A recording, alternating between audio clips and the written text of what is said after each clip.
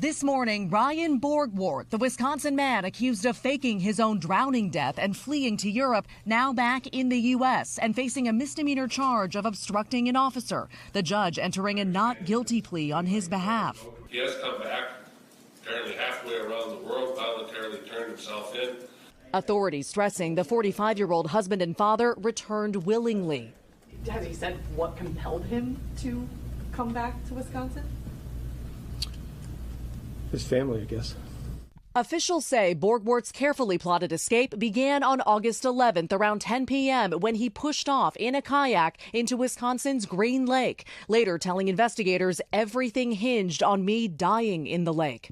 According to the criminal complaint, he flipped his kayak and swam to shore, taking off on an e-bike he'd stashed nearby and riding to a bus station in Madison where he boarded a Greyhound to Toronto, Canada. From there, flights to Paris, then Asia, where the complaint states a woman he'd been corresponding with brought him to a hotel.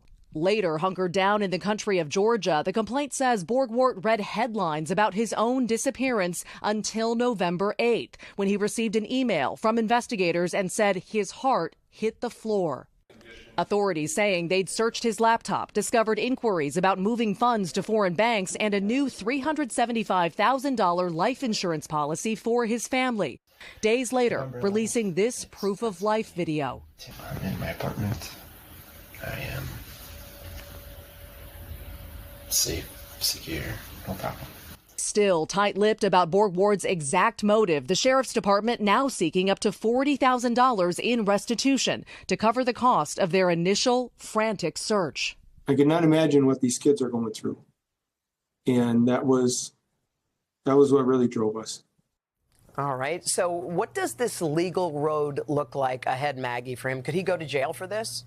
Yeah, he could, up to 9 months if convicted on that misdemeanor charge. Borgwardt posted bond overnight and he was released. His next court appearance is set for January 13th. He told the judge yesterday he can't afford an attorney and therefore said he will defend himself. The judge reminding him he has the right to a public defender. Again, this is authorities seek tens of thousands of dollars in restitution. Meanwhile, NBC News has reached out to Borgwardt's family and his wife declined to comment. Guys. All right, Maggie, thank you so much. Hey, thanks for watching. Don't miss the Today Show every weekday at 11 a.m. Eastern, 8 Pacific on our streaming channel, Today All Day. To watch, head to today.com/allday or click the link right here.